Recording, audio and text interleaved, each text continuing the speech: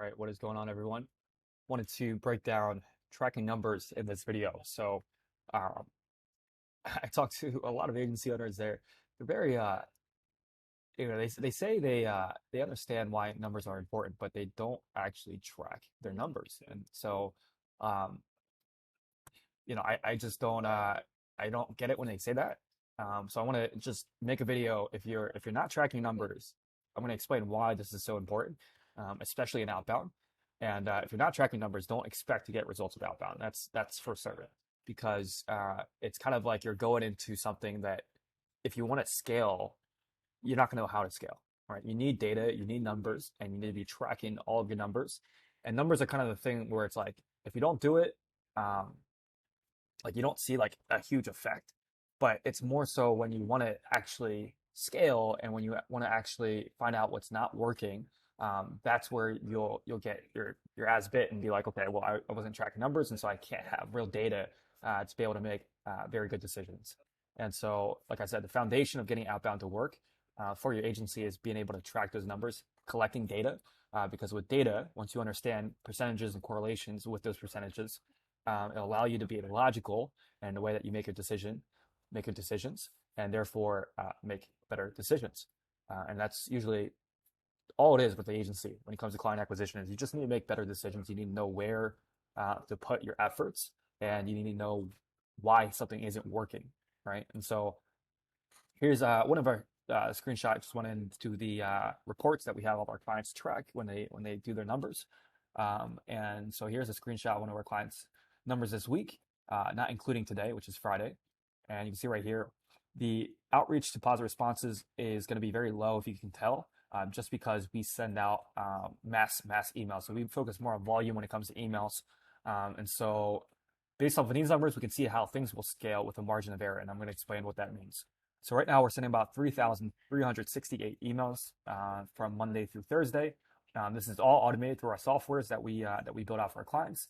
And so even though we have a low response rate, the time to do this is only maybe 30 minutes a week since everything is automated. So that leads to a lower response rate. But for 30 minutes a week, you got to look at the time that we're spending to get those results. It's a fair trade. It's a fair trade, I'd say, to get 11 meetings. We have one VA for this client that manages the entire thing, and that books 11 meetings just from Monday through Thursday. So right now, let me kind of break down how these numbers play out and why it's so important. So based off of this week, I have data now that I can see from our efforts that for every new message to positive response, right now we're converting at 1.15%. And so that allows me to know moving forward, let's say into next week, if I send out twice the amount of emails, I can expect a 1.15% ratio, and that should lead to X amount of positive responses. Right, same thing with new outreach to booking link sent. So for every new outreach that we do, what's the percentage to actually send a booking link, which is like the first kind of step into the funnel. And it's at 1.15% as well, because we're just sending out the same. So for the amount of positive responses, every positive response gets a booking link, so that's the same percentage. If that wasn't the same percentage, then the problem would be, why are we not sending booking links to positive responses? From booking links sent to meetings booked was at 28.2%. So this is why numbers are so important. I can't, if a client comes to me and they're like, okay, Caleb, I'm not seeing results, I need to know why they're not seeing results. And I cannot see that, or I can't know what that looks like if I don't see these numbers. And right off the bat, I can tell the client, your booking link sent to meetings being booked is very, very low. It's at 28.2%. It means 28% of the people that agreed to hop on a call that you send a booking link to, because we're only sending booking links to people that are interested in hopping on a call, that tell us that they're interested. Why is only 28% of those people booking a call? And so there's probably a lack of follow-up, and also they need to add the phone, right? The phone, from all of our experience, from us doing hundreds of thousands of dials, that is proven to boost this number up. And so even though you might get a positive response or send a booking link, to make sure that this number goes up, we need to follow up more, and most likely we need to add a phone to the process. And so right off the bat, I define the problem, which is they're not, they're getting a good response rate. They're getting a lot of people to respond. They're sending out a booking link to every positive response, but they're just not converting from booking link sent to meetings booked. And so the problem is that we need to focus on this. But I only know this again because I have data and I have numbers. And so that's why it's very important to track numbers, because if you don't track numbers, there's no way for us to find out. We have to go back and we have to start from fresh to now start tracking the numbers, and that takes maybe days or weeks. All right. And so that is very important. From new outreach with this client to meeting booked. So that's the amount of emails that we're sending out to the percentage of people that actually book a meeting with us is 0.3%. So not 1%, but 0.3%. And so now I know that number. I know our number from new outreach to meeting booked. And so based off of these numbers with a 15% margin of error, right? Which is, a 15% cushion, because not everything goes to planned, but with outbound, it's pretty close. But you still want to have that 15% cushion. And so from here, now it's just a matter of sitting down with the client, looking at how we can solve this problem right here, and then setting a goal with the data that we have in terms of how many meetings that we want to book. So just to keep the math simple, let's say that they have sent out 3,368 emails. Through those efforts, because of the input, the output was 11 meetings booked. And so let's say that the client wanted to book, instead of 11 meetings in 4 days, they want to book 22 meetings in 4 days. With the same data that they have, we can now do the math.